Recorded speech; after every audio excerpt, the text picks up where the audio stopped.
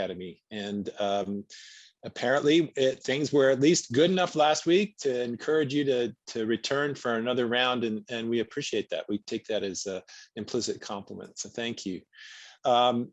Today we are going to hear from Andrea Olson, and I'll be introducing her in a second, who is the planning director for the Utah Department of Transportation.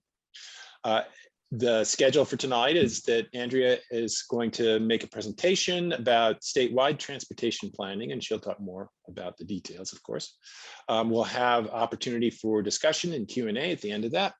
We'll take a break at about the top of the hour, and then we'll come back and we'll talk about your projects. And I've been receiving emails from y'all about your project ideas, and I've been keeping track of them, and we're going to just kind of walk through them one at a time. And in subsequent class sessions, we may break our class up into smaller groups when project ideas are a little bit further developed, and it might make sense for people to start collaborating. We've got some overlap, or at least maybe not overlap, but some synergies between several different projects, and it might work well for people who are working on similar project ideas to do some brainstorming and maybe some collaborative opportunities. So more on that later. Tonight we'll be doing the projects and the kind of the walk through the projects all together, and so it'll be a chance for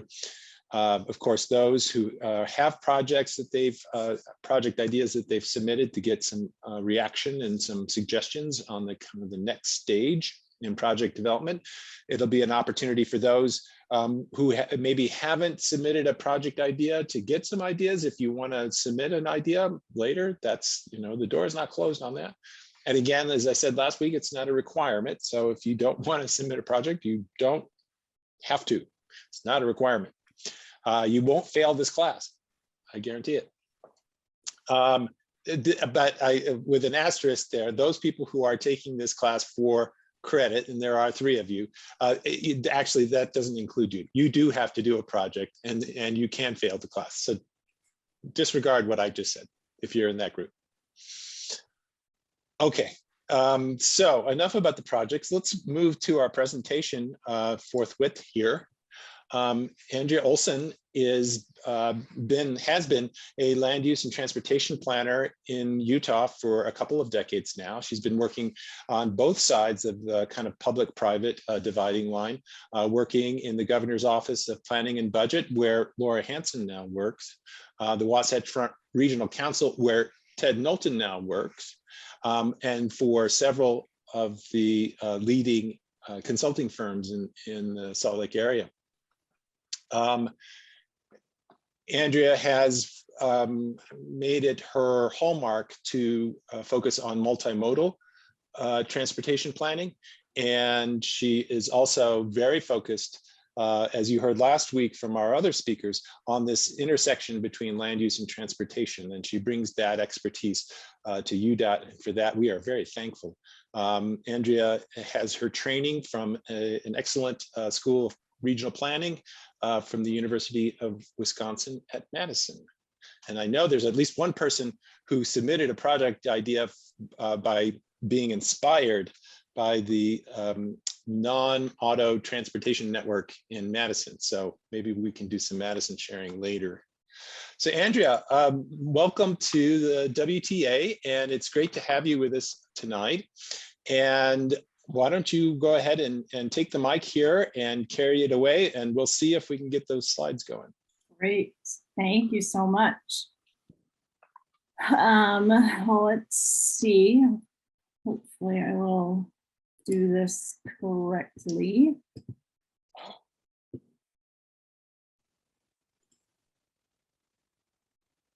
Awesome. We Flawless. Good? Oh yeah. All right. Good way to start. Yeah, thank you, Keith, for that introduction. And I'm really happy to be here. I know this is the second week of this, and I'm honored to be included up front. And a lot of lauds to Keith and crew for this idea and getting this going. And really to all of you for taking the time to participate in this, because from an extremely selfish perspective, I think that we make better transportation decisions when we have interested people and stakeholders and public that are aware of the process, know when to get involved, when they can be most effective, that kind of stuff. So as Keith said, I've been with UDOT for about 3.5 years, and I've been in my position for about 3 years. And in UDOT time, that is about a nanosecond. There are a lot of people at UDOT that have been there for a very long time. And I think there are pluses and minuses to that, and we can certainly debate those. But just to kind of set the context here, it's been a short amount of time. I certainly don't know everything about UDOT, but I would love this to be a discussion. I would love you to ask me questions about it, and anything that I can't answer, I would love to follow up with you on and try to find out answers to questions. But what I do want to talk about tonight is give you a sense of what UDOT planning does. How does the planning group, the planning division kind of fit into the overall picture? How do transportation projects, what's the lifespan of a transportation project? Where do they come from? And how do they end up being constructed? And then finally, where you can and I would suggest should be involved in, and some resources to help you do that.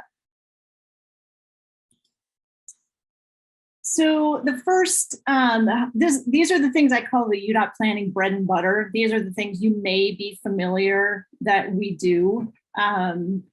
We do, the first one, the statewide rural long-range transportation plan. So UDOT has responsibility for transportation planning in the rural portions of the state. Metropolitan planning organizations, you heard from one last week, Ted Knowlton works for WFRC, which is the NPO for the Salt Lake, Davis, Weber County. And then there are 4 of those across the state, and they cover the urbanized areas. We do the transportation planning for the rural areas. That doesn't mean we don't work with those NPOs. We certainly have state highways in urbanized areas, but we work with them. They have the responsibility for planning in those areas, but we take it for the rural. So we do this on a 4-year cycle. It's a multimodal plan that looks out over, the next 30 years or so. And we put projects in there in 3 phases. So they're about 10-year phases over the next 30 years. That plan, together with the plans of our NPO partners in the Utah Transit Authority, we put all of those together, and that's the Unified Transportation Plan. That transportation plan, the Unified Plan, it's unique. I think that it's still the case that we're the only area in the United States that does this, or the only state that does it. And we operate under common financial assumptions. We work together on performance measures and that kind of stuff. And I think this really gives us a lot of weight with the legislature, with the Transportation Commission, to know that, all of the agencies are working together and have identified priorities together. I think that helps us a lot. We also do a freight plan about every 5 years. This one is 2017, and we're just getting going on another freight plan right now that, identifies important freight corridors, any, projects that are needed in those corridors, any issues that we are experiencing related to freight. Truck parking is a really big problem related to freight, especially with more and more freight movement now. Safely and securely parking those trucks is a big concern for us. TravelWise is a travel demand management program. It's UDOT's TDM program, and travel demand management, kind of at its root, is it's trying to help get people out of single occupant vehicles. So helping people, direct people to carpooling resources, to transit maps and schedules, to active transportation facilities, things like that. This It got started actually for the 2002 Olympics in Salt Lake City. We were, trying to get people to think about how they travel differently because we wanted to reduce the number of cars on the road. And then it stuck, and it's been a program that we've had for quite a while now. And then Move Utah is a program to really help local communities with their active transportation efforts, wherever they may be on that spectrum. It may be helping them identify funds to do an active transportation plan. It may be helping them. We have helped communities convene law enforcement kind of seminars and symposiums. We've helped communities bring in economic development efforts or economic development experts to talk about, capitalizing on active transportation tourism and what communities can do. So it's really to meet the community wherever they are on that continuum and, help them advance to the next steps. So like I said, those are kind of the main things, the kind of higher profile things, the things you may have heard about from UDOT planning.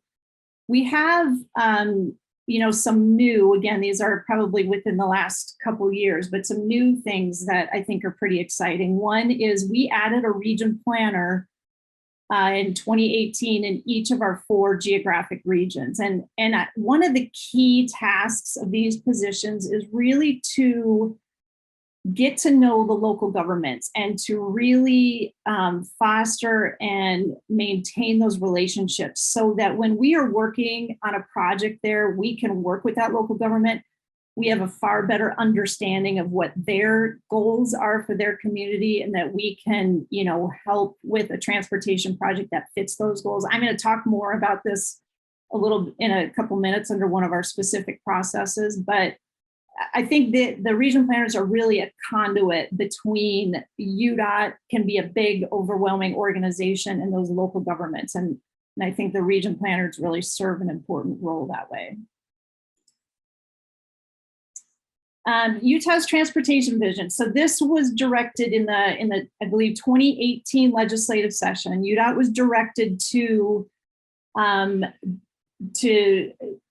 lead a statewide strategic initiative process for transportation. And so we got, and I think you guys all had a chance to look at the UVision webpage. We got stakeholders together, we tried to cast a very wide net. There were departments of health, there were aeronautics, there were chambers of commerce involved.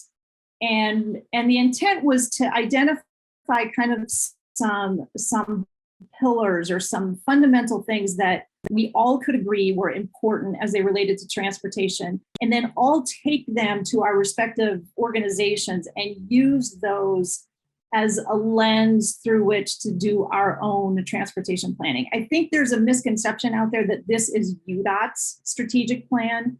And that wasn't the intent of it. We have certainly tried to implement it, but the intent was that all of the agencies have this common understanding and use this in the implementation of their work and their planning.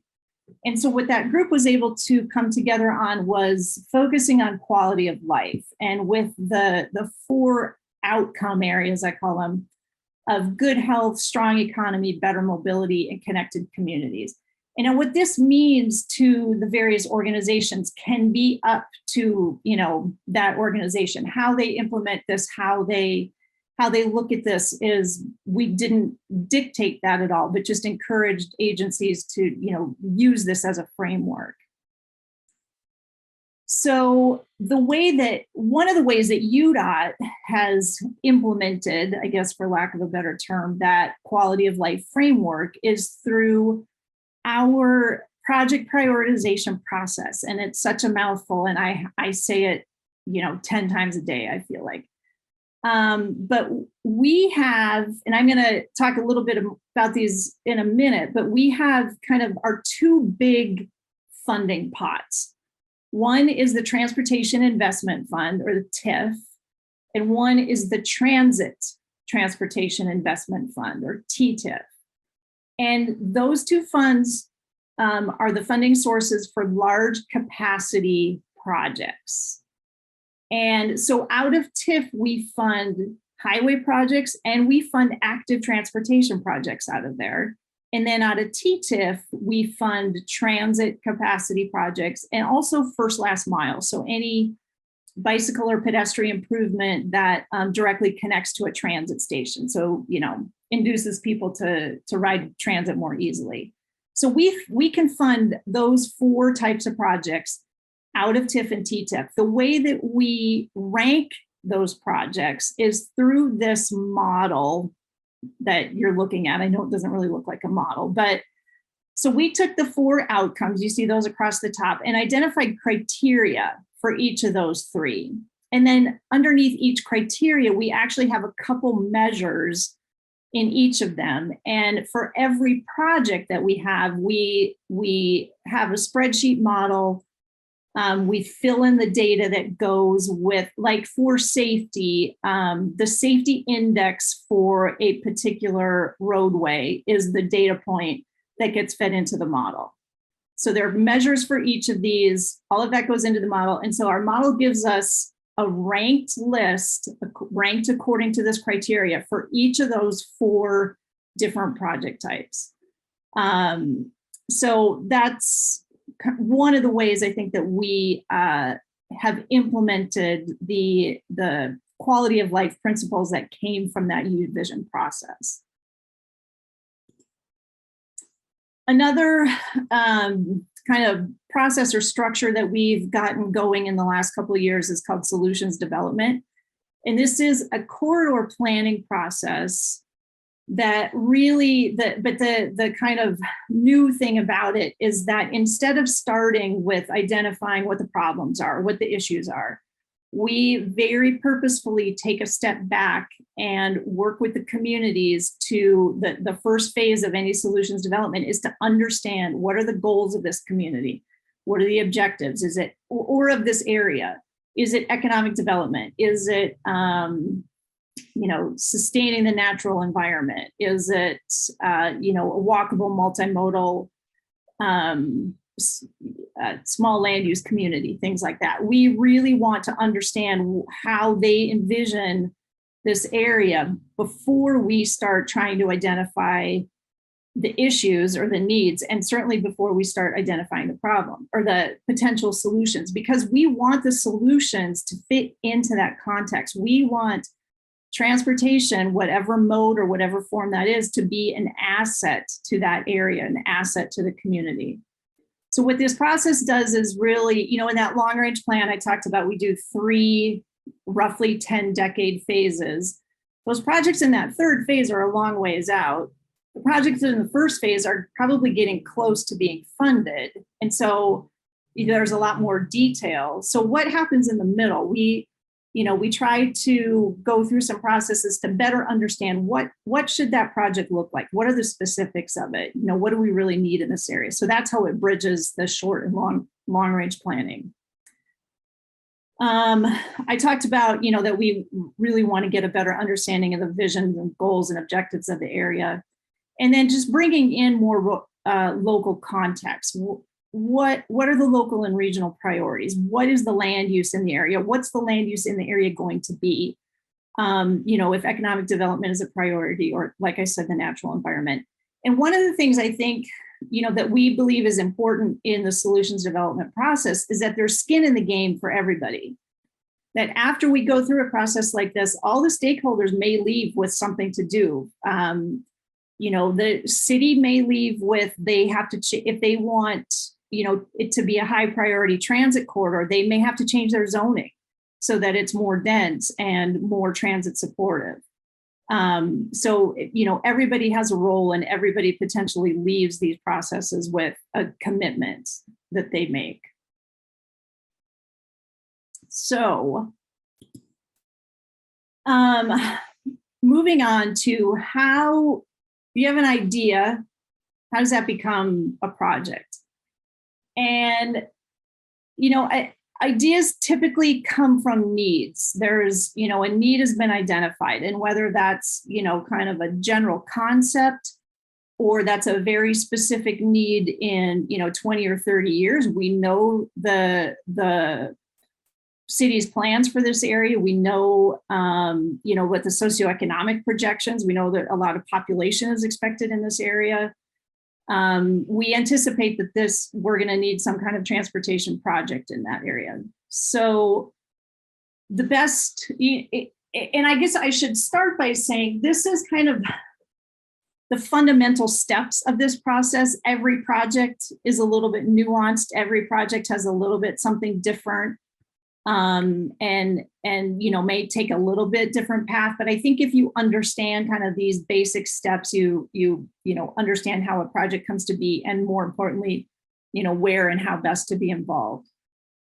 Excuse me. So when we're doing our planning, we're meeting with local governments, associations of government, stakeholders, public, to get these ideas and start identifying the need and start understanding when they would be needed so that we can divide those projects up into those 3 phases.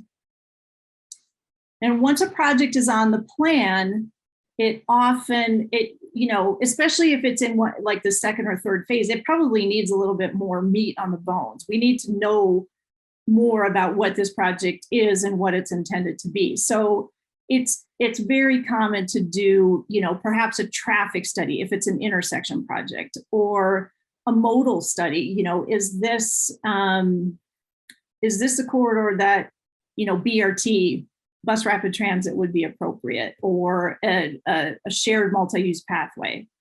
And just trying to understand better and put some details into what this project is actually going to be.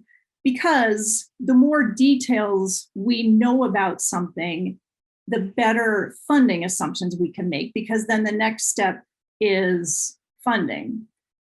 And I listed a couple of our funding sources. This is not exhaustive by any stretch of the imagination, but like I mentioned earlier, we have the Transportation Investment Fund and the transit sidekick to that.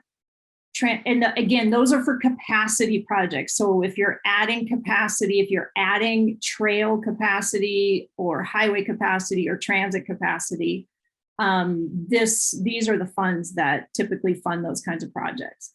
Transportation Solutions is another fund that we have within the department. We do a lot of projects that are not capacity. We do a lot of maintenance, pavement rehabilitation, reconstruction. If the pavement's falling apart, we have to reconstruct it, not necessarily widen it, but just reconstruct it. And so that Transportation Solutions funds a lot of projects like that. And then, of course, federal funding is a part of the equation as well. It's about 20% for UDOT. So once a project gets funded, it goes on our STIP, Statewide Transportation Improvement Program. Again, MPOs have their own TIP because it's not statewide, but all those TIPs come together and are the STIP. And so the STIP is every project we are going to do. We identify projects over 6 years. We show how they're going to be funded specifically over the first 4 years.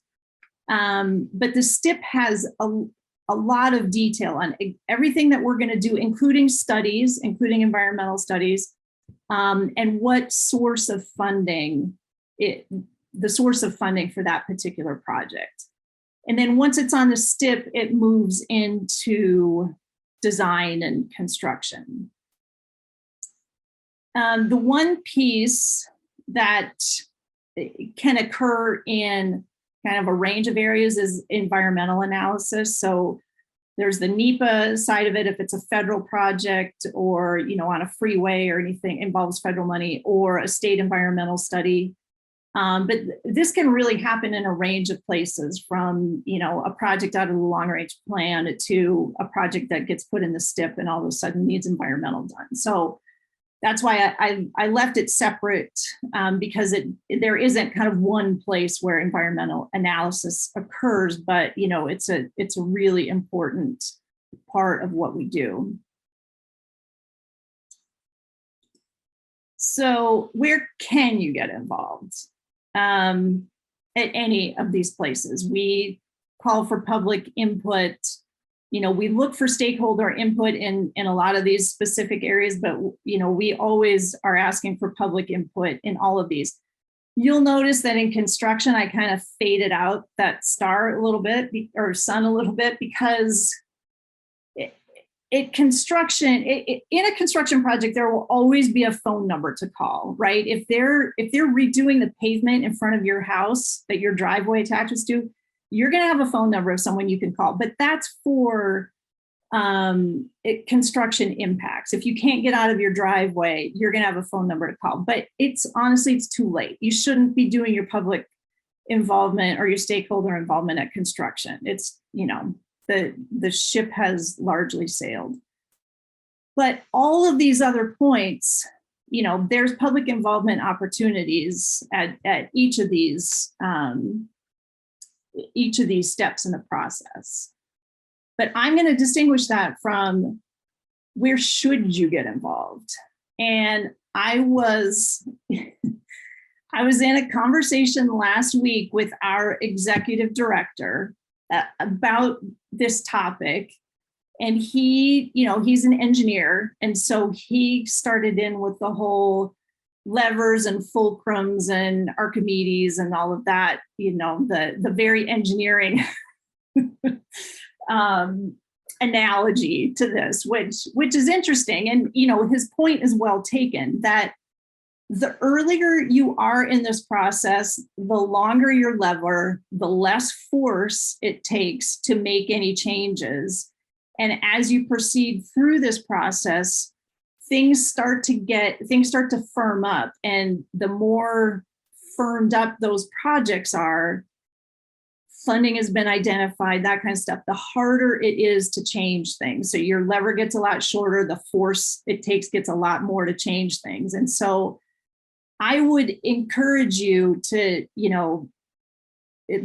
get involved early. I think working with local governments and being in on that conversation, or I dare say, be a local government, like get elected, be on your city council, because that's a great way to, be on the the very early origins of these conversations. But I think the message is the earlier, and it's not fun, it's not sexy. Long range plan projects aren't, necessarily coming through your backyard. So they don't create kind of the upheaval that a lot of other projects do. But this is the time where it's easy to have a conversation. It's relatively easy to change things. All ideas are on the table. And so that's where, you can be creative and you have far less rules to live by. So I think the earlier in this process you can be involved, the far more effective and impactful you will be. So some resources to help you, get involved in those early stages. Like I said, locally elected officials, they're often involved with NPO commissions and boards who look at decisions like this and are often kind of the pass through of decision making like that. Region planners, the 4 region planners that I identified, they want to work with public, they want to work with stakeholders, they want to understand what the needs and especially ideas in the early stages are. It's like I said, it's a lot more fun to be able to talk about kind of all of the possibilities rather than, well, this is the one that's funded, so this is kind of what we're stuck with. NPOs, again, UDOT project managers. I think when it has become a UDOT project, you can always interact with them. Again, depending on what kind of project it is and where it is in the process, it may be harder to do that. The one thing that UDOT has put, I admit somebody, has kind of focused our public engagement on in the last, I'd say this was coming about right as the pandemic started. And I think the timing was actually good for that. But we have a portal on publicinput.com. And the best way to find it is to search publicinput.com either UDOT or Utah, and it will take you to kind of UDOT's front page. But there's a list of everything out there that we are currently taking any kind of comment on, from the STIP, the Statewide Transportation Improvement Program that I talked about, to the prioritization process that I talked about, to in our long range plan, we have a public participation plan, and people had the opportunity to comment on that plan, to specific projects. It's really kind of a one-stop shop for the various projects that are going on, and the public input that we are seeking at that time for any particular project. So that's what I had. There's my contact information. I'd love to hear from any and all of you, but I would love to try to answer any questions anybody has. Wow, fantastic. Alec has wasted no time. Alec, you were right on that button, just waiting for that invitation. So you go. What's your question, Alec? I was wondering if UDOT has any plans to decommission any highways or reduce any highways, specifically thinking about 4th South and 7th East in Salt Lake City. They go through residential and downtown neighborhoods, and they're state highways. So there's a lot of success in other cities around the world for decommissioning portions of highways or reducing traffic on them. So I was just wondering if UDOT had any plans for that. Not that I am aware of. We do get rid of, decommission is probably a better word, state highways every once in a while, but it's honestly typically part of a jurisdictional transfer. And so, there's a community that wants us to take over something as a state highway. And so what we try to do is give up, part of a current state highway to a local road. But that's probably not what you're talking about. You may be talking about like completely getting rid of it completely, not just transferring ownership.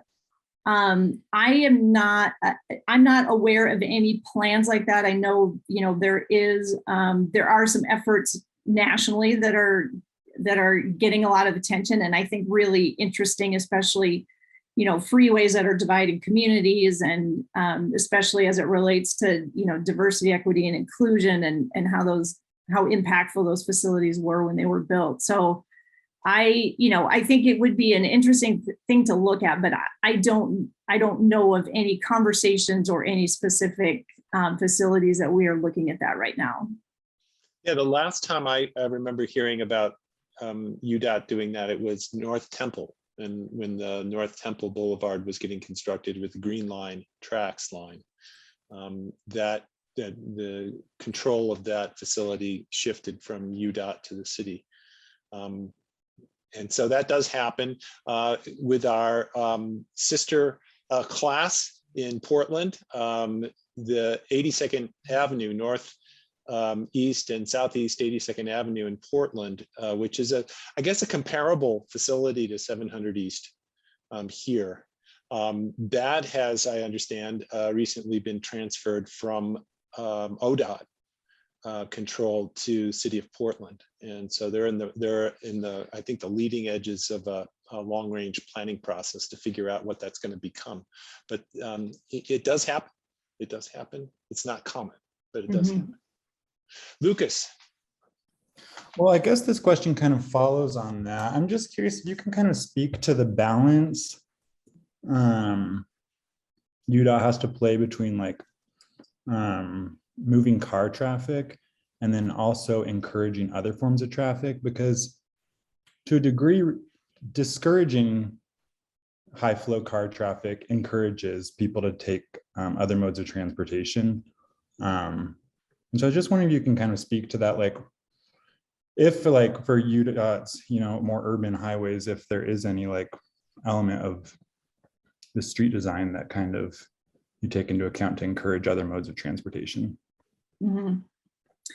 Yeah, that's a really great and hard question. At the beginning when I said that there's a lot of people that have been at UDOT for a long time and have done things a certain way for a long time. And I really do truly believe that UDOT is at a turning point, and we have to be. And this is, this may not seem like much. I guess you guys, I'm sure will get it. But when I say this to kind of, general public, and I say, we're moving from we move cars to we move people. That doesn't seem like a big change, but that's a pretty fundamental change, right? And the fact that we now have the ability to fund, that T-tip that I talked about, that we can fund capacity transit projects and active transportation projects, like all of that is relatively new.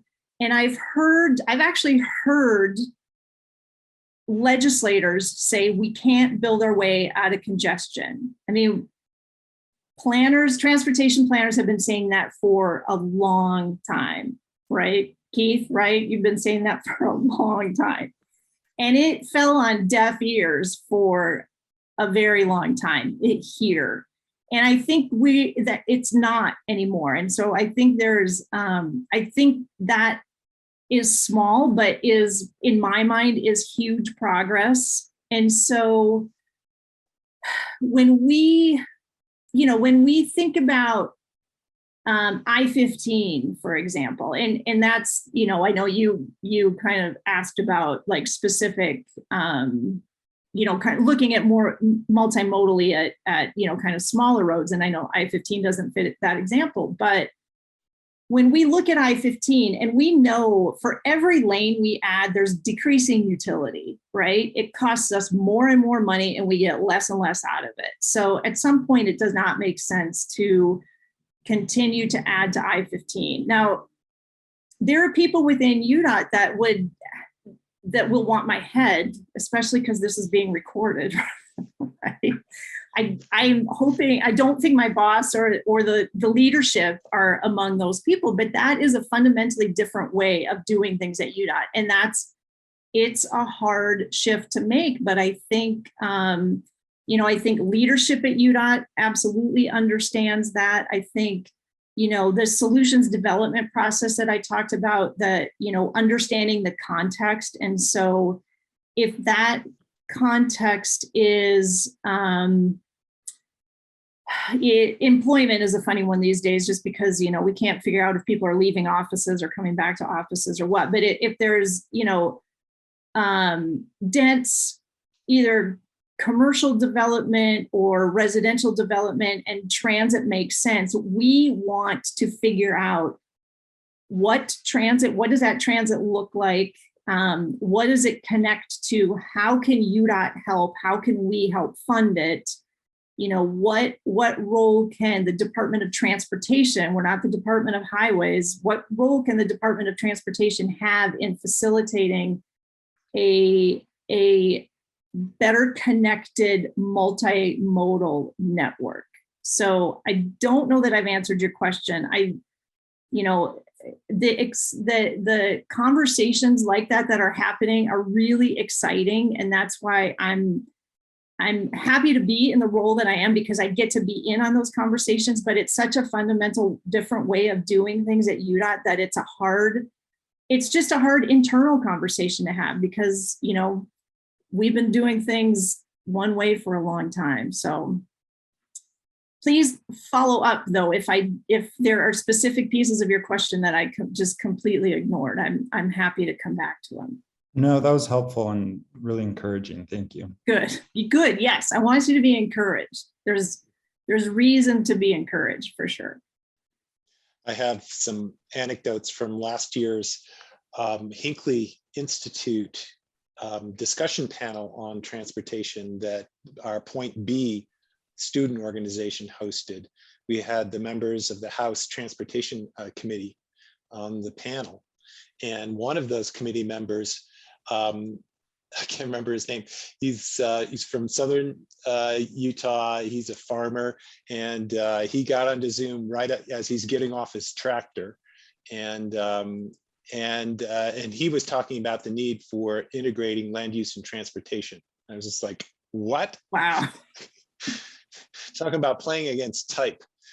I have a couple questions, and I'll get to the other hands because there are lots of hands here, but I want to make sure that I ask these questions, Andrea, because we're going to, in the second hour, we're going to talk about our projects and our project ideas. And there are a couple of project ideas out there from our students that you kind of touched on in a slightly indirect way. And I want to see if we might be able to explore those just a little bit. One of them has to do with the reality that for small towns, well, across the country, but in small towns in Utah, Main Street is a state highway. Yeah, absolutely. And so state highways have a certain role to play in statewide transportation and freight movement and economics, but they are the local street for a lot of communities. And I was aware when I was in Oregon that ODOT was wrestling with this issue. There was a Newburgh is the town in southwest of Portland where they were trying to deal with this, and they came up with a kind of a sliding scale of accessibility and throughput and so forth. Is there a parallel initiative going on at UDOT looking at the state highway Main Street dyad? Yeah. Yes, there is. There are a couple things actually. We are still wrestling, I think is really the term I would use, wrestling with them internally. But again, you know, the fact that we're having the conversation, I think, is important. So one of them is the AASHTO Green Book. The newest version of it came out with, I don't remember the number, 7 different context classifications. And so this is a way to look at roads. It's kind of getting away from the functional classification. So, you know, local, collector, arterial, freeway, and that's what it is. And, you know, we're never going to part from these standards. And a lot of communities and states have used functional class for a long time. But the AASHTO, American Association of State Highway Transportation Officials, I realize I throw acronyms around a little too freely, but releases this design guideline book every so often. And the latest one has these context classifications. And I think it's an interesting way to look at it. And like Florida has been doing this work for a while, but instead of just, all right, this road is an arterial from beginning to end. And so an arterial means it's 5 lanes wide and 106 feet of right of way and blah, blah, blah. It looks at, okay, well, this may be an arterial, but is it in a rural countryside? In which case, you know, you can envision what that looks like, right? Is this in a rural downtown? You can envision what that should maybe look like. Is it suburban? You know, that each context that this arterial is in, it can look differently. And so offering kind of different standards or different guidelines on what that arterial can look like based on the context that it's in. So we are looking at those and trying to determine how best we can implement that at UDOT. One of the things that actually we had been working on prior to that was, and so I use the town of Bicknell as an example a lot because I've been through there quite a bit. So it's 2 lanes coming into town and 2 lanes going out of town, and it's either 4 lanes or 5 lanes in town. And there is no reason that it needs to be 5 lanes. And you know why it got built that way, I'm not sure, but if Bicknell wants to look at something like that, and I don't know that they do, they may love it. And if they do, that's great. But, you know, some possibilities there. What we have been working on is kind of, I would call it a conversation starter. It's to help local governments kind of speak the language of UDOT. If they want to change something on their main street, whether that's putting in bulb outs at corners to, shorten the pedestrian crossing or add landscaping, things like that. It's basically a way to give them the language to talk to UDOT about what possibilities might be. It is not design guidelines. It's more of an idea book. Like, here are some things that have been done in other areas. Is this something we could look at on our main street? Because in every, almost every rural community in Utah, their main street is a state highway. So we do have a couple efforts that we're working on to help us rethink that and to help us better have those conversations and have them more productively. Great. Well, thank you. Tyler, you get the last question, and then we're going to take a break. And I know that we didn't get to everyone's question, but we can continue the conversations later, and maybe we can send you some additional questions via email, Andrea, if you're willing. Absolutely. Okay, perfect. Thank you, by the way. I actually had two questions, but I think this previous question from Keith pretty much answered what I was looking for. So I'll ask the second question. Is there something that I'm not sure if it's more appropriate to ask you personally or as a representative of UDOT, but is there, whichever you prefer to answer with, is there something you're hoping to see come out of this current legislative session in terms of transportation or funding or anything like that? Yeah, absolutely. And I can say it, as a UDOT employee, because Governor Cox made some good recommendations in his budget. And now, the legislature has to, they play with it and do their thing. And then they have a budget that they finally approve. But Governor Cox recommended, I'm going to get the number wrong. It's in the neighborhood of $45 to $48 million for some active transportation projects that we've had on a list of regionally important projects for a couple of years now. They gave us $35 million. The legislature gave us $35 million last year, and that got us about halfway down the list. And so Governor Cox asked for funding to complete that list. There is some funding in there for transit, and I believe there's a big chunk that's, last year they authorized UTA to bond, and this year Governor Cox's recommendation is to replace that bonding authority with cash that they have, and it's specifically to double track Front Runner, so that Front Runner and electrify, I believe, at the same time, so that Front Runner can run, have shorter headways that, trains come more often. Because right now they operate on a single track, which you don't really realize until, you start looking at it. Like, they have very strategic places where they meet, station or trains in the opposite direction meet at stations so that they can pass each other. Otherwise, they're largely operating on a single track, which seems crazy. But so I know double tracking is there's a high priority with that funding. So those are two just off the top of my head. But yeah, I would love to see those, those parts of governor's recommendations come through the legislature. Awesome. Thank you. Mm-hmm.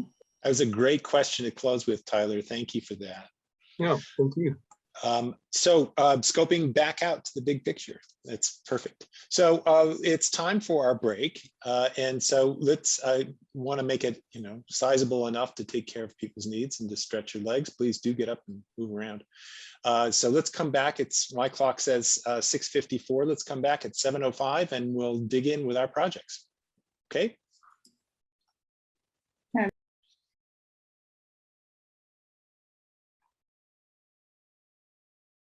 Well, here we are back again. People are drifting back into the space. Welcome back. I thought that was a really informative presentation, and I know we could have probably taken up the whole next hour just having a conversation and question and answer with Andrea. It's always nice to leave a session like that feeling like you could do more and rather than feeling like, oh boy, I wish this were done half an hour ago. So that's always a better way to finish things off. So let's transition here and talk about y'all. As I said, I've been receiving some ideas from you about projects that you might work on. And my intent here is to just kind of walk through a number of those, as many as we can get through. And I think we can do all of them. I have been arranging the project ideas on a spreadsheet. And naturally, I'm going in alphabetical order, which is not very imaginative. Troy, I want to start with you. Your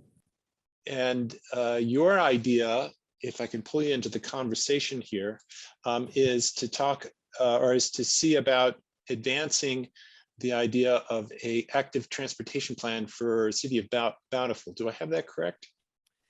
Yeah, so I understand that there was already an active transportation plan made for Bountiful in conjunction with North Salt Lake and Centerville, but I heard North Salt Lake approve theirs, and then I just haven't heard anything about, you know, Bountiful approving their section of the plan. And so I was just hoping to inquire about that and see if I could encourage its adoption and implementation in any way.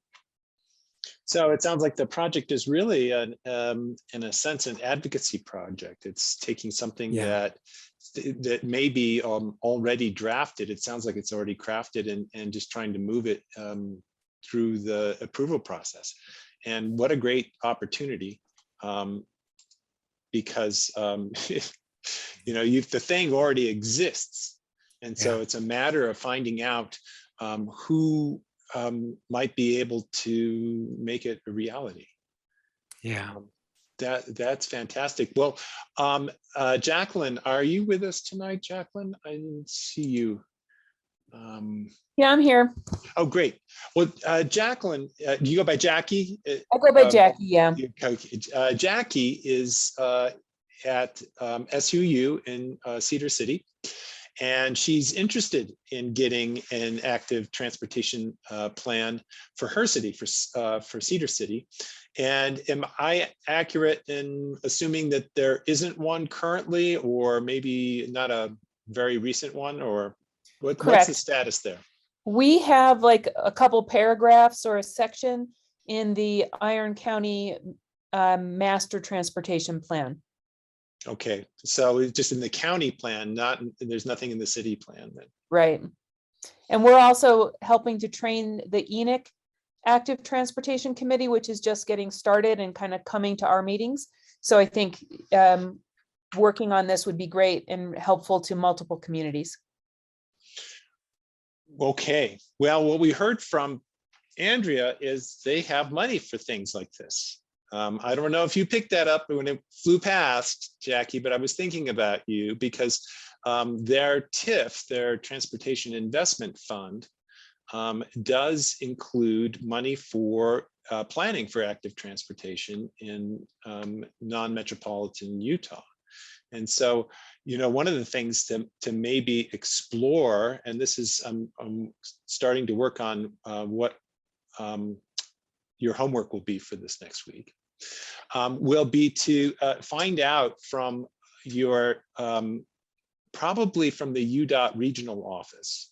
And if I'm correct here, I think you're in region 4, region 5. I think we're 4. But Okay. I know the UDOT project planner, he's on our committee and I can chat with him. There you go. Is to find out how a active transportation planning initiative might qualify for TIF funding. And he's going to tell you, well, it's going to need the support of the local community. And so that's good, right? That's expected. Yep. But it would also be nice to find out, okay, where's the portal? You know, where do we connect? And to start the process of you know, conversations with other people. on a more kind of traditional academic, mundane academic, but still important note, you might just spend a little bit of time doing some Google searching on small town active transportation plans. Because they're a slightly different creature than, you know, active transportation plans in metro areas. And I think, you know, one of the things I've found is helpful, especially when you're engaging in conversations with opinion makers and decision makers, is if they've got something that they can look to and say, oh, that seems familiar. That seems like it kind of is like us. And I could see that happening here. And that might be something that is helpful. And so that would be kind of my recommendation for next week for you is to find out, you know, how to get a project into the TIF for TIF funding, and then how, you know, who your allies are with the city, and to get an exemplar or two, you know, get some examples of other good local, rural, small town active transportation plans. And there are a lot of resources kind of in official transportation channels. And my frustration in using those is that they are not very efficient in getting to the, you know, the really good stuff. And I you know, they don't seem, these other databases don't seem any better than Google, and sometimes frequently worse.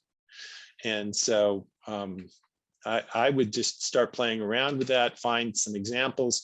When you find an example that looks promising, find out if it's connected to other examples, or if you have a contact, you know, get a contact name or information for that plan, and start a conversation with that person, because I think that can really help grow the idea in your own community. For Troy, for you, I think it's just, you know, finding out where is this plan, what state is it in right now, and doing a little kind of background sleuthing on who supports it, you know, who's an actual already identified or potential champion within the city. And I think, you know, there's probably somebody out there who's just waiting for your phone call and say, oh my gosh, I can't believe you called. This will be so great. Thank you so much. So get a hold of the thing, find out who might be able to carry this thing forward, and you know, start reaching out. And those are. And I was just about to say, shame on me. I was about to say, oh, that, you know, that's pretty easy, and of course it's not. Well, I picked an easy one. Well, getting, you know, it's easy to say, you know, but getting to actual adoption, getting to yes on these things is always a challenge. And it'll be interesting to see, because some of these other ideas we're going to be talking about tonight are much more early in the conceptualization process. And so you provide an opportunity for us to see how to get something over the finish line. And so it's great to start with that. And then we can work backwards. Thank you. You bet. So Mike, I see you there, and I am not at all surprised to see that your project idea is a statewide passenger rail plan, because Mike is a esteemed graduate of our Master of City and Metropolitan Planning program, and this was his professional project idea that Mike and I worked on when he was a student. So Mike, my question for you is, in the context of this kind of class, what is there a small piece of this bigger idea that can, you know, be, I don't know, a teaser for the larger idea? In other words, is there a way to start addressing the plan for a statewide system? And I won't take the time now, but at a certain point, you'll have the chance to present this to the class. And it's a very impressive map Mike has, and it's based on some really good engineering sleuthing about existing rights of way and what might be used for a statewide rail-based transit system. But I'm wondering, is there a way to focus in on just a smaller component? What do you think? I was thinking about it from a slightly different perspective, which is how to do like a trial program. That's something that's been suggested to me in the past. And the problem is that the capital costs involved in doing a trial are almost the same as actually doing it. Mm-hmm. So that's one aspect. You might, if we prioritized one of the three segments in the plan, that might be a first step. But the problem that I keep running into in terms of moving this forward is that there's kind of a hole in state in our various levels of planning where we really don't have any state agency that is in charge of transit, looking at transit on a statewide basis. And so that makes it difficult to do any transit planning that is outside of an existing transit district or outside of an MPO. How do you list, I think 16, 17 other states? Yeah, 17 other states that contract with Amtrak for intrastate service. How do they do it? Do they, because does Illinois, for example, does it have a statewide transit agency that kind of manages or hosts the Amtrak service for them? In most of these 17 states, it is working through the state DOT. They actually have a passenger rail department, more or less. Usually it's just a small working group that coordinates with Amtrak on providing these services. I'm wondering if maybe your project is more institution building. Right. Yeah. In fact, I've described the problem here in Utah is that we lack the institutional capacity to do a project like this. But yeah, so I think it is very much capacity building. It's definitely not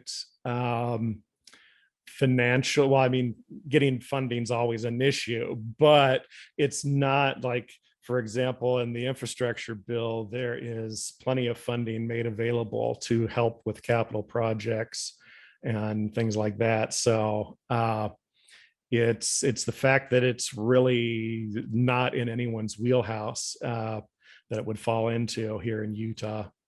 Well, I'm wondering if there's a maybe potential ally building that could happen here, because if building or creating or expanding, I don't know which is the right verb here,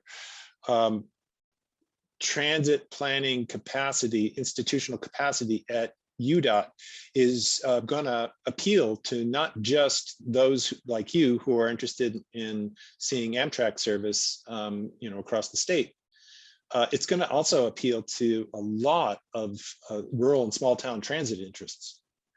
And so I'm wondering if there's a way to kind of, bring a lot of boats into the fleet, if you will, from those who are maybe not, so interested in Amtrak service, but they are interested in rural transit. Right. And so I'm wondering if they are interested in seeing better support, better coordination from UDOT. And maybe they would also support the creation of some additional capacity. I mean, active transportation now is a big deal at UDOT. I remember when they hired their first bicycle planner, and there was one, and she had to split her time with doing pedestrian planning too. And that was for the entire state. And now it's, it's more of an accepted thing. And so I'm wondering if, thinking about, small ball here, but also thinking more than just rail. And Right. in terms of like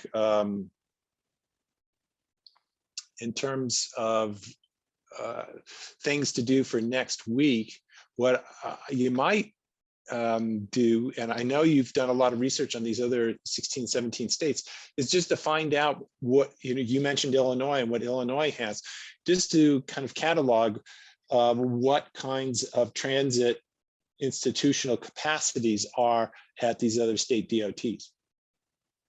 Right. And that might give you some, I don't know, at least some context. Okay. What do you think? Sounds good. Great. So Christy Allen,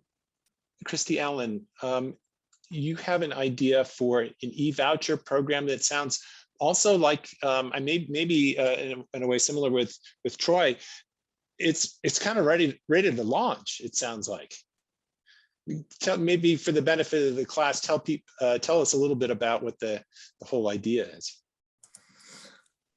So my name is Christy Allen. I work for Utah Transit Authority. I work in the Coordinated Mobility Department, which oversees mobility management for the urbanized areas across the Wasatch Front. And so this particular project is included in the local coordinated plans, which is a subsection of the Wasatch Choice 2050 plan. And so it is a recognized project and a viable transportation alternative. I also sit as a chairman of the State Board of Aging and Adult Protective Services. And so what that does is the transportation gaps and strategies we approach all have to do with aging individuals, persons with disabilities, and oftentimes low income individuals. And even though we're on the urbanized Wasatch Front, we have done a voucher program, a paper voucher program. And that program has been with Weber Aging, Davis Aging, and an organization called Roads to Independence. And we've been doing that paper vouchers for quite a few years. Well, for 4 years. The demonstration project is over for that. And we also we knew that that was a successful project. It's a very, very low cost alternative. So what happens is an individual, they get approved by an organization, say like Weber Aging, and they get so many vouchers, so much money allocated that supports those vouchers. And then that person can, for lack of a better term, hire a neighbor or a friend or a relative to drive them, say, to a medical appointment, church. It really can be anything. It depends on the age, what kinds of trips they want to approve. But the reimbursement rate right now is only 35 cents a mile. So that is really low cost option. I mean, it's our lowest cost option, right? And a lot of times we can do shared rides. It's been used in a lot of different ways, but I don't want to take up a lot of time. But that being said, we recognized I also belong to an organization called URSTA, which would like to become, and we're working on being more of that statewide organization for transportation. It stands for Utah Urban and Rural Specialized Transit Association. And so I worked with mobility managers across 5 AOGs 2 years ago, and we got out and about funds to do a statewide demonstration of vouchers also. And it's very cost effective, except for the fact that the place that it's not cost effective is actually processing the vouchers. That becomes expensive because it takes a lot of admin time to, I mean, you can spend $15 to $20 of admin time when you calculate it for a $5 voucher, say, for instance.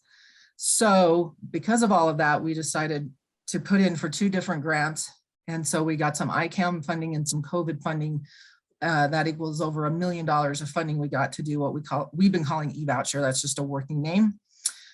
We're in the testing phase right now of that. So I'm sorry, I'm really going all over the place. I'm trying not to, but so after we did the paper voucher statewide demonstration, we went to the state legislature to request ongoing funding for that because it's super cost effective. And we were only requesting about $350,000 ongoing. The problem was COVID.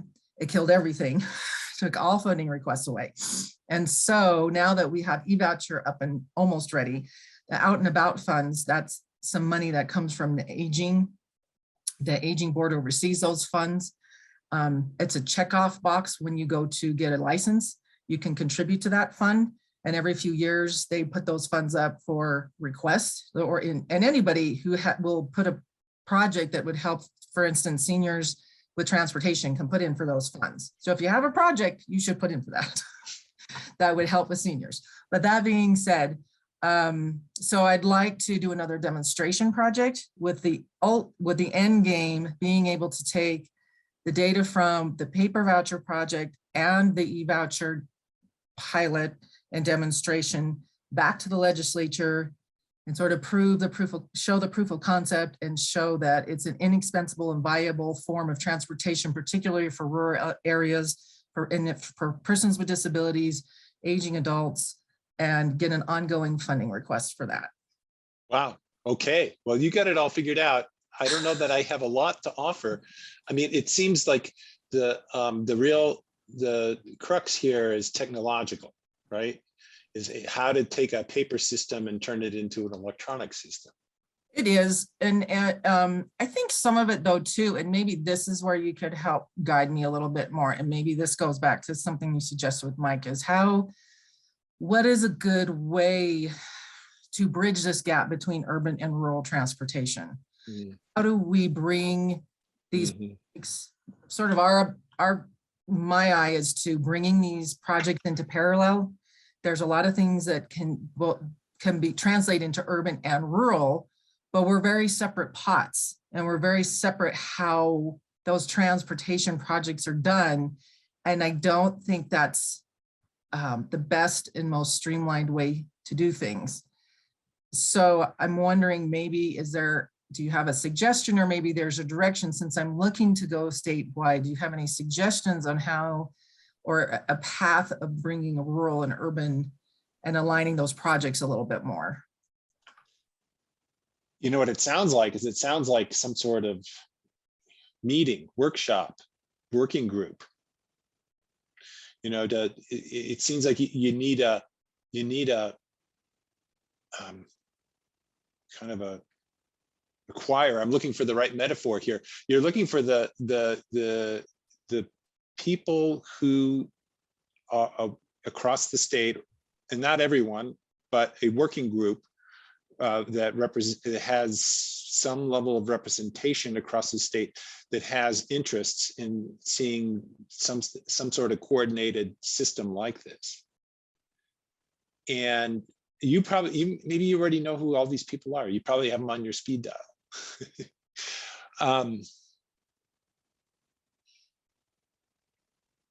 But it seems like it's a networking thing. It's, you know, how do you create that human capital to make the connection so that you can solve a electronic technological issue? But you don't get to that issue unless you got the human people, you know, human people. I love that. As opposed to other kind of people. You know, getting those kinds of connections so that people are working together and can see things happen. And again, to go to decision makers, go to the state legislature as a group. And of course, the beauty of doing something like that is then you've got somebody that's from a lot of different House districts that are going to have access to a lot of decision makers that maybe you don't, or UTA doesn't.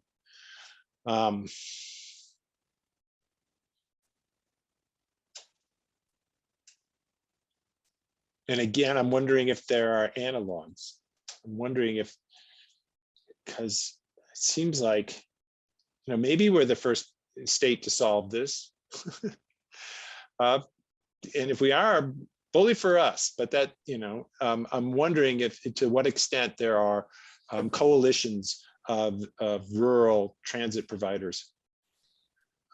They say we're sort of eyeing maybe the possibility of Ørsted organization, maybe being able, if we can bolster that up as mobility managers and AOGs across the state. AOGs are great. Support and UDOT support, that we might be able to bring it all together.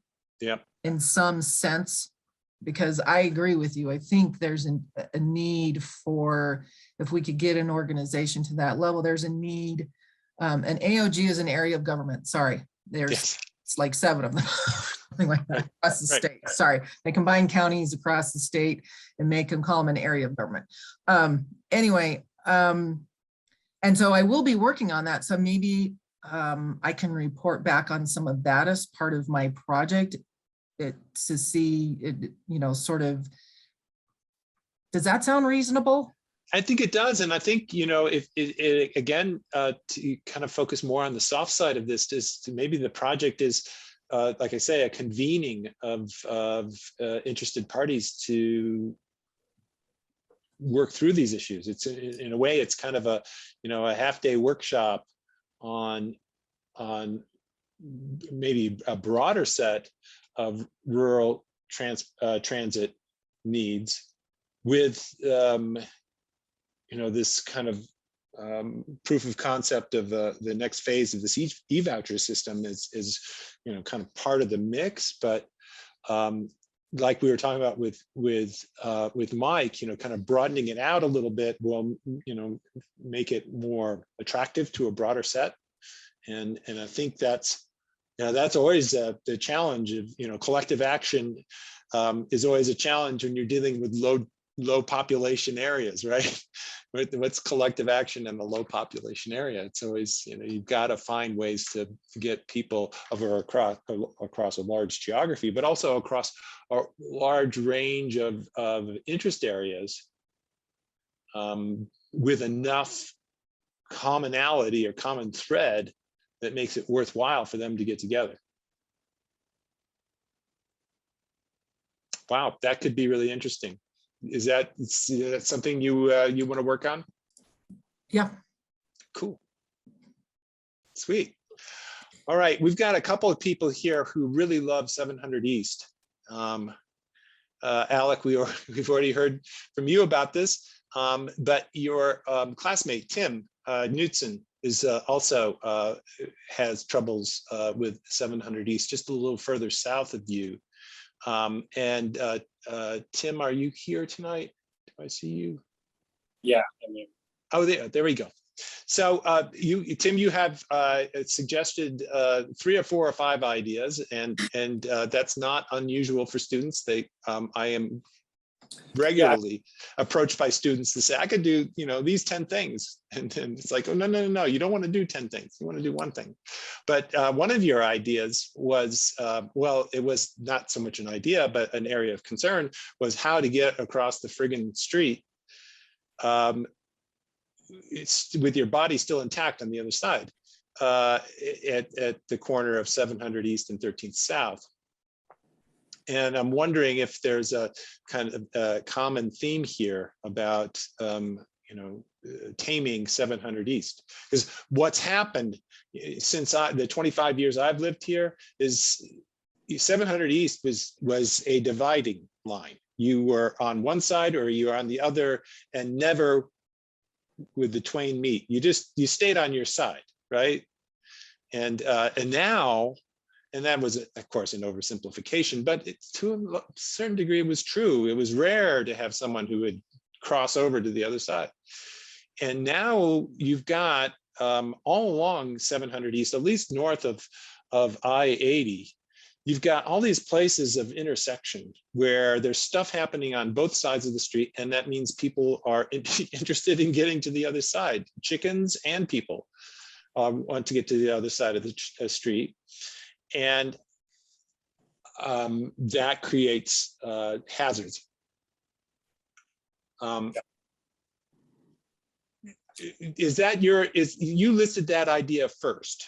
Does that the order that you listed your ideas, Tim? Is that? To be honest, I misread the prompt, and I didn't really narrow it down to a project. I just kind of talked about general transportation interests. But that is definitely one, yeah, that affects me. Yeah. Well, and I don't know to the degree that Alec wants to focus on his corner, his favorite corner of 700 East, which is at 200 South, which I know both of these intersections really well because I used to live on Yale, and I currently live just off of 200 South, and so I am going across as a pedestrian across 700 East in both of these locations pretty frequently. And yeah, I mean, it's what? 3 travel lanes, through lanes in each direction plus 2 turn lanes. So it's basically 10 lanes of traffic to get across the street. And it's very, very hazardous. So one idea would be to focus on how to make large arterials safer for pedestrians. And Utah, through UDOT, is one of the signatories, one of the great proponents of the Project Zero, which is a nationwide effort dedicated towards zero traffic fatalities. And pedestrian safety is a big part of that, especially now that we've seen since COVID increase in the number of crashes, pedestrian crashes, and sadly a number of fatalities go up. So this is a big issue right now. And I'm wondering if that might be something to focus in on, and a way to engage UDOT, because this is the UDOT facility, in how these particular intersections could serve as examples or models for taming urban arterials, state highways.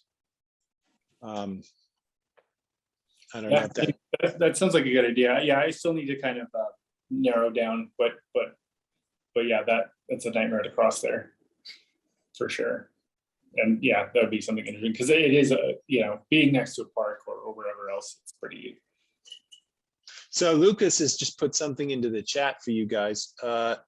He says that he saw something about burying 700 East through the intersections at the daylighting Red Butte grade level before it flows into the lake. I don't know if burying a 10-lane arterial is, I mean, Boston did it, and it took them 12 years, 15 years through the big dig. I mean, it's a possibility, but there are other things too. And one of the challenges, I think, that's been very interesting to watch is how the traffic calming movement has shifted to include large scale arterials. For a long time, if you know the concept, traffic calming is the name suggests, is a way to try to get traffic to be calmer, to slow it down. And it started off primarily as a way to slow down traffic on local streets. And so lower volume local streets. And it has gradually graduated to include larger and larger classes of roadways, and there is now a pretty robust literature now on how to calm arterials, at least in some ways, and make them safer. And so I'm thinking, some investigation into some of those opportunities. Alex says yes. Get shovels out and start burying 700 East tonight. I recommended some direct action to a group of students at the Portland class, and during their project presentations, and the city commissioner for transportation was one of my fellow judges, and she was not very pleased with me. I was inciting riot in her jurisdiction. I don't know, I'm going to repeat that here tonight, but yeah, tactical urbanism, there we go. Well, you could, but I'm also thinking that there's maybe there's a design approach here, and especially when you've got at the 1300 South location, this is a major park. This is a destination park, and you've got another park, the Dog Park, just across the street on the other side, and so you've got 2 parks talking to each other, and so I'm thinking, again, some Google searching and street designs for arterials, and especially calming, large urban arterials might be in order. And I'm gonna just look quickly here because I think I have a real quick question. Is the reason Yes. 700 is UDOT managed because it's a large arterial, or is it just historic, or what's the? both. Okay.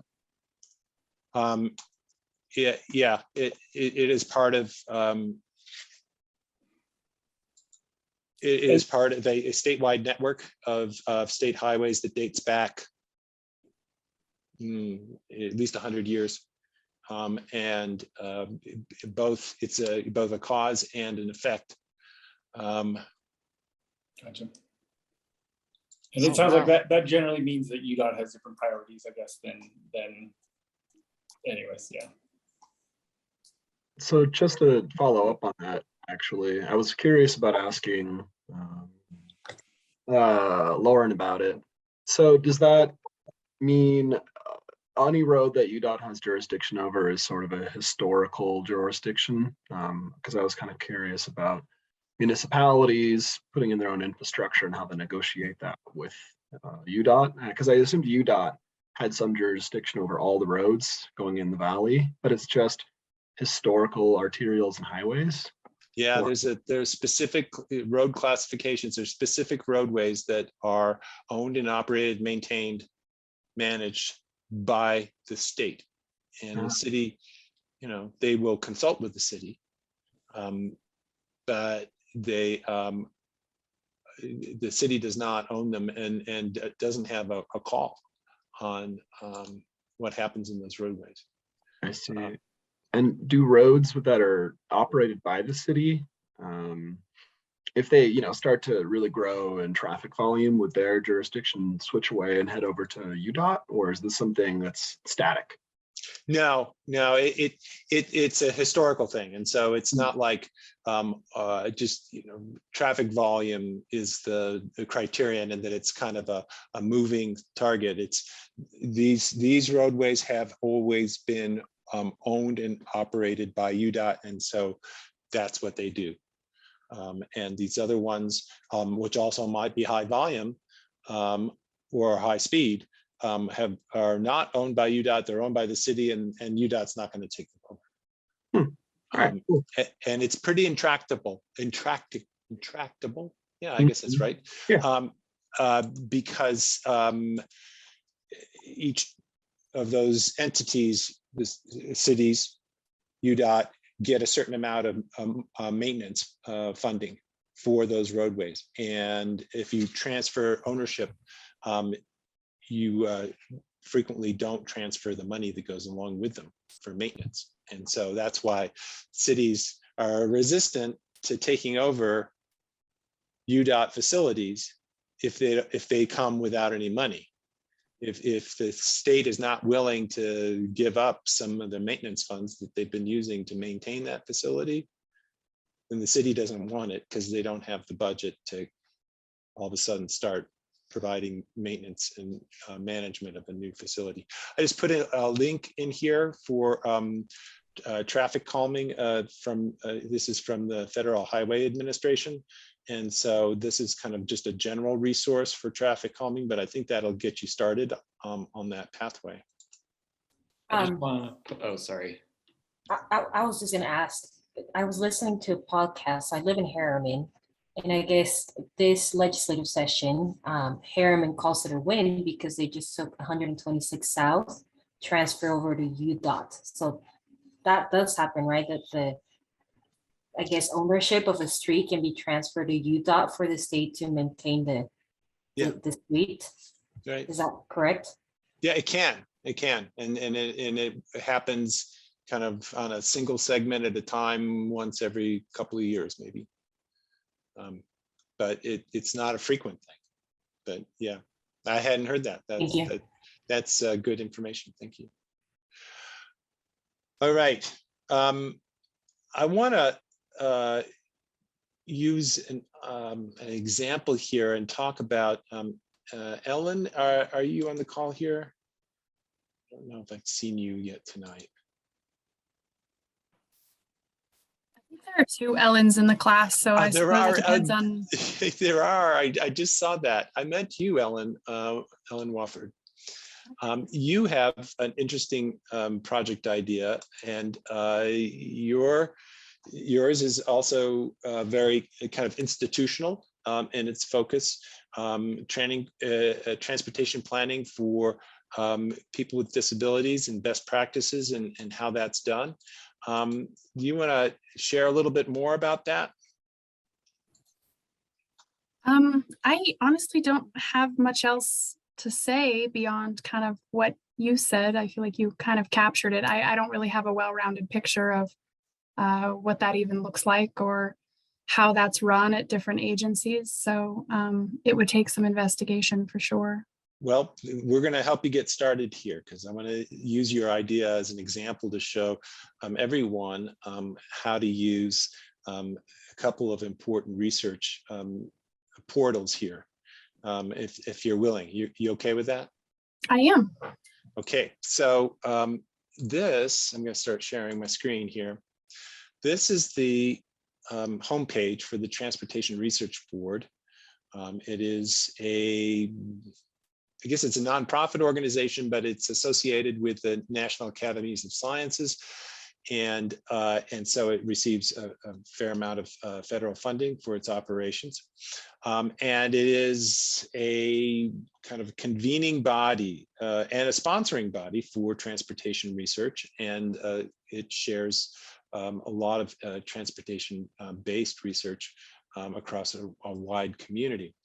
And you can get to this, you can see the URL at the top there, but if you just type in trb.org, you'll get here. So that's how I got here. And if you start here, they've just upgraded this thing. Not everything's where it used to be, but I think I'll figure it out. Over here on resources, there are a series of resources. The one I want to focus on is this one, TRID, which is the Transportation Research Interdisciplinary Database. At least that's what I was told before class tonight. For me, it's always been TRID. And it, like I was saying earlier, it sounds like a breakfast food for children. TRID is for kids, right? TRID is the largest transportation research database anywhere. It has just about everything you could ever expect in transportation research. In fact, it's so big that it sometimes is difficult to maneuver, but it is a great place to start to do some research on your project ideas. And you can see, because I've already started this search, is I just typed in planning and the word planning and disabilities just to see what would come up. And what I got was a whole bunch of stuff. And 140 different, 3,485 different records. So this is part of TRID's challenge, is that it's so big. And if you're facile with database searching, you're going to look at this portal here and say, well, that's kind of clunky. And it is, but it is a great way to find a lot of stuff. And you have to, when you use TRID, you got to sort through a lot of stuff to see what is really relevant, but there's probably something there that will help. And so of course, you can change your keywords and use slightly different search terms. You can use different filters. And then you can narrow things down and just say, I want stuff that's, maybe just 5 years old within the past 5 years or something more recent than that. I mentioned Google before, and I put in the same search terms into Google. And let's see if I can move this bar out of the way here. And I went right to something that's like, I think, right on point for Ellen's project. improving pathways to transit for persons with disabilities. And it seems like, I don't know, this looks like a pretty promising publication. This is from the Mineta Institute. The Mineta Institute is at San Jose State University. It's one of the network of university transportation centers. The NITSE, the National Institute for Transportation and Communities, that's funding this class this year, is also one of these university transportation centers. Mineta is kind of a sister organization, but these, what they call them UTCs, and these UTCs have a lot of, present a lot of research on transportation issues. And by connecting with Mineta, you might find connections to other UTCs or other transportation research products that these UTCs have developed. So, so Google, you know, I keep coming back to it. You know, you get all these fancy databases, and it turns out some of the best searching is actually done on Google. And for a lot of the projects that you have, that people have listed here, and I know we haven't talked about all of them tonight, you're going to find analogs. You're going to find professional reports or professional projects, meaning that these are projects that are hosted or documented by transportation agencies. And you're going to find a lot of that material on Google. So I'd like to pivot now, and we've got some more cross-section here. Both Anna and Mackie and Brian Smith love 3300 South, right? Do I get that right? Or maybe you don't love it. You want to love it. Sorry, yeah, that was one of my project ideas. I slightly switched over to wanting to focus on the west side bicycle network connectivity, okay, but I'm open to working on 33 South because it needs a lot of improvements. Well, it needs a lot of love, that's for sure. So Brian, are you on the call here tonight?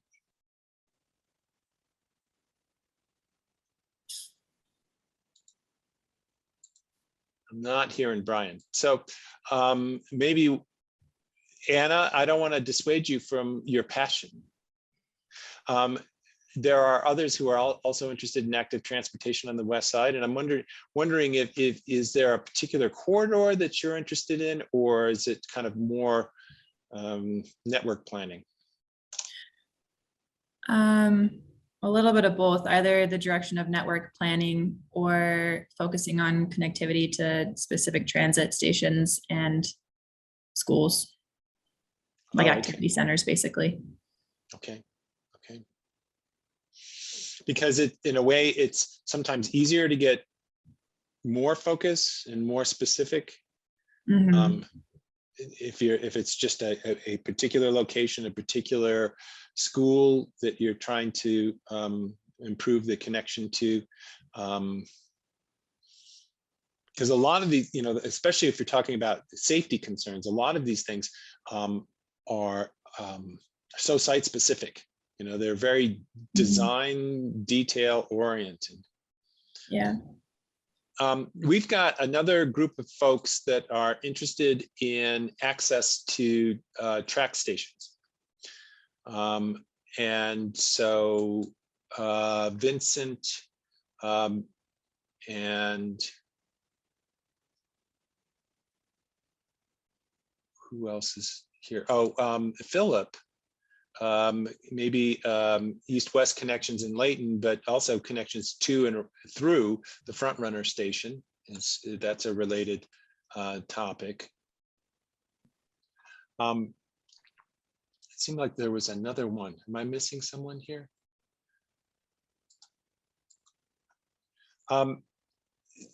We heard from Andrea that first mile, last mile is something that they fund. And for those that don't know that kind of strange reference, the first mile, last mile issue has to do with when you ride transit, you go from one state, if you're riding like tracks, you go from one station to the next station, or you go from one station to, 10 stations down. The station is not your destination, right? You get off the train wherever your final station is, and then you have to progress from that to your destination. And it's hopefully not a mile, but that's what they refer to as the last mile. And of course, your first mile is getting to that station where you got on the train. And it's those connections, and this is related to the 3300 South too, I believe. It's the ability to get to those places of access to the transit network and to do it safely that are so challenging. And so there's a special category of funding called first mile, last mile. And that's something that, again, UDOT and UTA, frankly, and Wasatch Front are willing to fund. And so I'll pull together some additional resources because we're running out of time here, and I'm running out of steam, and you probably all are too. It's getting to the end of a long day. And I know we didn't get to everyone here. I'm going to pull together some additional resources and post them on the webpage or send them out to you individually, whichever way seems to make better sense, and get those out to you by midweek. And so that you can do some more investigation into your ideas and find out a little bit more about your topic. Next week, what we're going to do, and we're going to need to do this because these topics clearly occupy more than just an hour worth of discussion. We'll be breaking up into smaller groups so that you guys can work together collaboratively and provide some peer-to-peer sharing and some brainstorming on some ideas. And so that will be part of our task next week. Any last final questions, comments, observations, things that you'd like to see?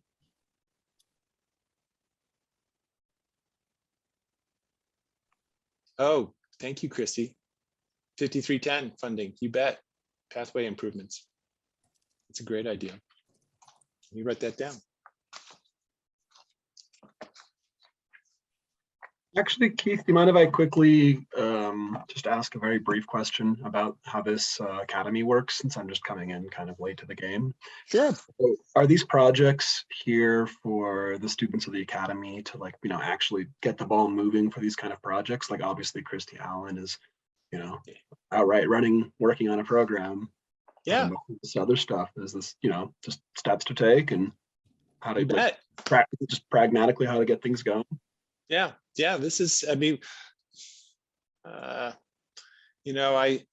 went into my field styling myself as a radical, not a bomb throwing radical, a pacifist radical, but an activist trying to, change the world, make it a better place. And so that's what we're trying to do, is we're trying to give people some support, some cheerleading, some ideas maybe along the way to help take their ideas and make them real. Because that's, some of the best ideas in our communities didn't come because the government told us it was a good idea. It was because the members of the community said, this is what we'd like to do. And they went to government and convinced them to kind of get in line, follow along behind that leadership. And so that's what we're trying to facilitate here. So yeah, we anticipate these projects not by the end of this course. 8 weeks is just a little quick to go from ideation to implementation, but you start the journey of 1,000 miles with one step, and so we're hopefully getting that start here. And as you've seen, some of these projects have took their first steps, and I know in Mike's case many years ago. And so it's it's the next step for some of these ideas, and Christy's project too. And so this is how we're we're hopefully facilitating forward movement on those projects as well. I see. Yeah, this exceeded my expectations. I'm glad I came. This is really cool. Well, great, Mhm. great. This is our Monday night group, and I'm loving it already. I hope you guys are enjoying the ride as well. And like I say, I'll be in touch in a couple of days with some more research ideas for your projects. And those who didn't have a project on the list and you want to get involved, you want to have a project too, please get them in. You know, the later it gets in the semester, in the class, the harder it is to incorporate your projects, but we'll do our best. So until next week, I hope everyone has a great week, and I look forward to seeing everyone next Monday night at the same Zoomy. That's my word for a Zoom link. The Zoom link is just too many syllables. So it's a Zoomy, okay? All right. Thank you.